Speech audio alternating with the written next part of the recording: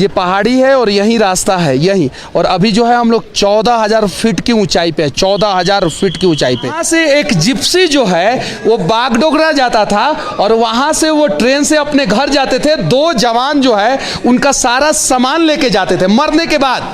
बाबा हरभजन सिंह का जरा सोचिए, अनेकों बार सपने में बताया है यहाँ के जवानों को कि चीन जो है इस रास्ते से भारत में घुसपैठ कर रहा है। इसलिए हमारे देश के जवानों को खड़ा रहना पड़ता है क्योंकि बगल में चीन खड़ा है। अगर वो नहीं खड़े रहेंगे तो चीन घुस जाएगा। और उसके बावजूद भी हम चाइनीज सामान का इस्तेमाल अपने में आने लगे और कहने लगे कि मैं ड्यूटी दूंगा, मैं ये करूंगा, मैं वो करूंगा। और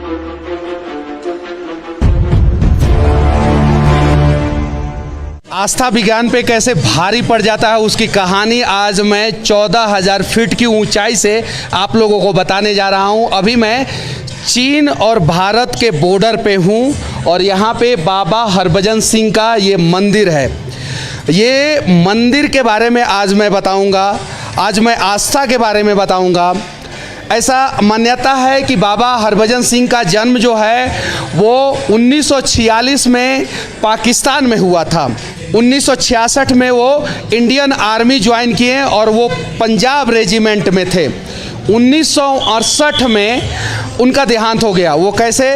वो घोड़े के साथ कहीं जा रहे थे, तब तक वहाँ से फिसल गए और तेज नदी के बहाव में उनका बॉडी जो है 2 किलोमीटर दूर चला गया। आर्मी ने खोजने का प्रयास किया, उनका बॉडी नहीं मिला। उसके बाद से उनके साथ जो लोग ड्यूटी देते थे उनके सपने में बाबा हरभजन सिंह आने लगे। तो सबको पता चला कि आखिर उनका बॉडी कहाँ है, क्योंकि उन्होंने सपने में बताया। और सिर्फ एक आदमी को नहीं, अनेकों आर्मी के जवान को बताया कि मैं यहीं पे हूँ। फिर जाके पता किया गया तो पता चला कि वहाँ पे बाबा हरभजन सिंह का बॉडी है। उसके बाद से उसे घर पहुँचा दिया गया। उसके बाद से विज्ञान पे आस्था कैसे भारी पड़ जाता है उसकी दूसरी कहानी शुरू हुई।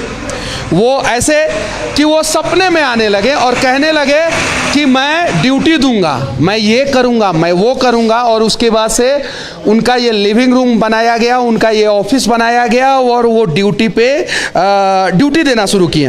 हालांकि कुछ दिन पहले वो रिटायर्ड हो गए हैं और अभी उनके घर पे पेंशन जाता है।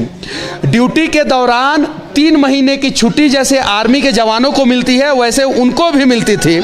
और यहाँ से एक जिप्सी जो है वो बागडोगरा जाता था और वहाँ से वो ट्रेन से अपने घर जाते थे। 2 जवान जो है उनका सारा सामान लेके जाते थे मरने के बाद।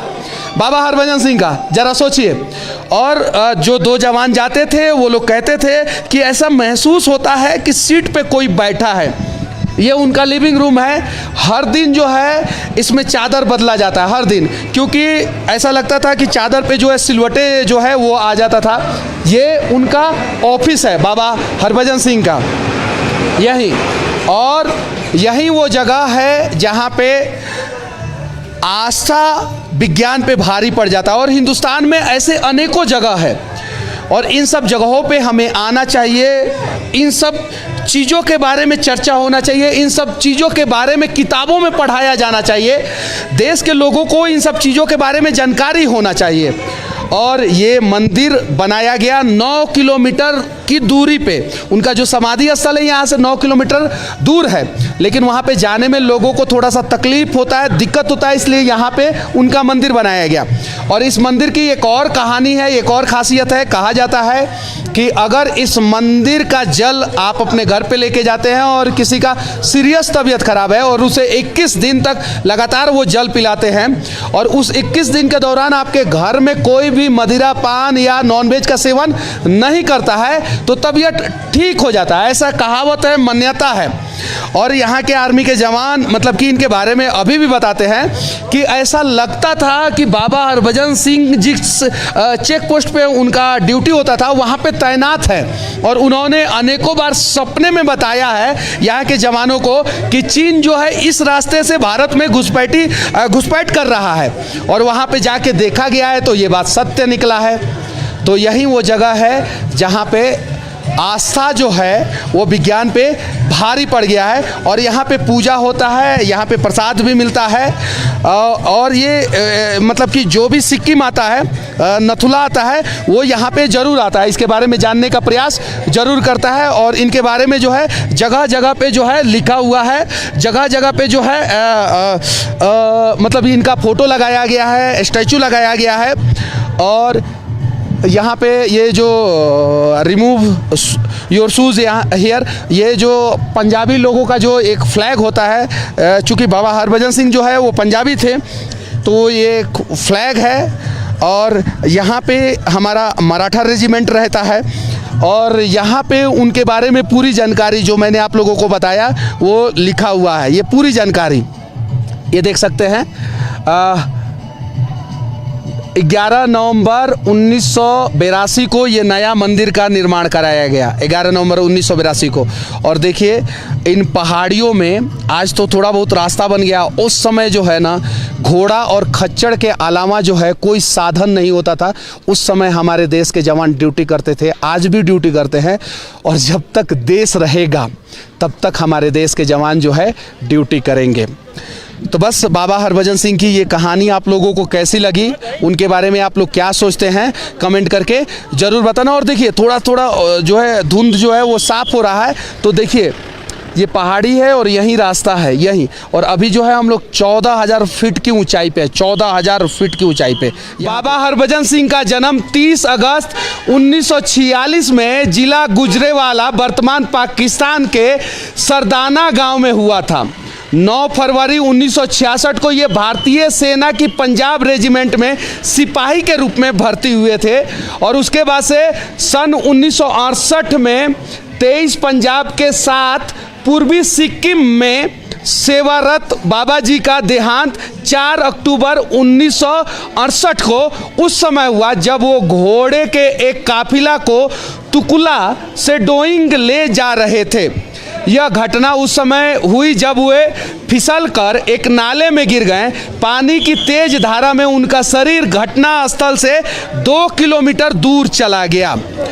और 1962 में चीन से युद्ध भी हुआ था हमारा भारत का। और आज अगर चीन का अर्थव्यवस्था अगर चलता है तो वो भारत के वजह से चलता है, क्योंकि दुनिया में चीन का सबसे बड़ा मार्केट जो है भारत है। हालांकि भारत के लोग राष्ट्रवादी हैं, देशभक्त हैं, लेकिन बस उन्हें थोड़ा सा समझने की ज़रूरत है कि हमारे देश के जवान किस मुश्किल परिस्थिति में हमें गौरवान्वित होने का मौका देते हैं। आज अगर कोई न्यूज़ चैनल वाला आके यहाँ पे चिल्ला रहा है, चीख रहा है और देश की स्थिति बता रहा है, तो ड्यूटी ओनली वन रीजन कि हमारे देश के सेना जो है वो यहाँ पे खड़े हैं। हम मोबाइल खरीदते हैं चाइना का, हम जो है ईयरफोन खरीदते हैं चाइना का, बहुत सारी चीज़ें खरीदते हैं चाइना का। आज कम से कम 500 प्रोडक्ट रेगुलर इस्तेमाल करते हैं, साबुन, टूथपेस्ट और भी बहुत सारा, यहाँ तक कि टायर वेयर सब कुछ। स्टील आता है चाइना से, सोलर प्लेट आता है चाइना से, सीमेंट आता है चाइना से। यहाँ पे जितने श्रद्धालु आए होंगे वो देखे होंगे कि पहाड़ी के चोटी पे हमारे देश के जवान किस प्रकार से खड़े रहते हैं। कब कोई पत्थर जो है बड़ा सा उनके कैंप पे गिर जाएगा कोई गारंटी नहीं है। और वो इसलिए हमारे देश के जवानों को खड़ा रहना पड़ता है क्योंकि बगल में चीन खड़ा है। अगर वो नहीं खड़े रहेंगे तो चीन घुस जाएगा। और उसके बावजूद भी हम चाइनीज सामान का इस्तेमाल करते हैं। हमें फ़र्क नहीं पड़ता आप इस्तेमाल करें ना करें, लेकिन मैं ये कहता हूँ कि आप ना करेंगे तो ज़्यादा अच्छा है। बाकी ये एक मंदिर है और कभी कभी जो है विज्ञान पे आस्था भारी पड़ जाता है। यहाँ पे कोई न्यूटन्स का लॉ नहीं चलता है, कोई किसी साइंटिस्ट का लॉ नहीं चलता है। सर जब मैं यहाँ पे आया तो एक सेना के जवान ने मुझे कान में बताया, कहा उन्होंने कि सबसे पहले आप बाबा से परमिशन ले लीजिएगा, उसके बाद से न्यूज़ कीजिएगा। तो मैं पहले परमिशन लिया क्योंकि यहाँ पे हम लोगों से पहले भी एक न्यूज़ चैनल वाले आए थे और उन्होंने ड्रोन से कुछ शूट करना चाहा, लेकिन उनका ड्रोन जाके कहीं पहाड़ में कहीं गिर गया और मिला नहीं। तो यहाँ पे कभी भी कोई भी आता है तो पहले परमिशन लेता है। हाँ, साइंटिफिक नास्तिक लोग ये बात नहीं मानेंगे, लेकिन जो आस्तिक लोग हैं वो ये बात मानते हैं। और ये मतलब कि अभी वीडियो के माध्यम से मैं उन चीज़ों को नहीं दिखा सकता हूँ जिन चीज़ों को हम लोग आंखों से देखने का प्रयास कर रहे हैं कि किस मुश्किल परिस्थिति में, यहाँ तक कि यहाँ पे मोबाइल नेटवर्क नहीं रहता है, कहीं कहीं मोबाइल नेटवर्क रहता है। और यहाँ पे जो जवान हमारे पोस्टेड रहते हैं उन्हें 6-6 महीना हो जाता है घर पे बात मतलब कि वो 6-6 महीना बाद जो है घर पे बात करते हैं। ज़रा सोचिए किस मुश्किल परिस्थिति में। हालांकि बहुत सारा ऑप्शन है, ऐसा नहीं है नहीं ऑप्शन है, हमारे पास बहुत सारा ऑप्शन है। कम से कम 10 नॉन चाइनीज ब्रांड है, लेकिन इस देश के कुछ राष्ट्रवादी नेता ने हमारे देश का हर चीज़ बेच दिया और इस वजह से जो है ना इंडिया टीम का स्पॉन्सर बन गया ओप्पो, आईपीएल का स्पॉन्सर बन गया वीवो, और हमारे देश के जवानों को पहाड़ से चाइना जो है ढकेल देता है। सोचिए आज अगर हमारा बच्चा जो है वो गूंगा हो जाता है तो हम उसी को अपना बेटा मानते हैं, दूसरे किसी के पड़ोसिया के बेटा को हम उतना प्यार नहीं देते हैं। गूंगा है तो अगर हमारे देश में कुछ प्रोडक्ट नहीं है तो नहीं है, हम उसे बनाएंगे लेकिन चाइनीज सामान का इस्तेमाल नहीं करेंगे। बस हरभजन सिंह जी के लिए और देश के सभी राष्ट्रवादियों के लिए 14,000 फीट की ऊंचाई से सिर्फ एक ही शब्द कहूँगा, जय हिंद।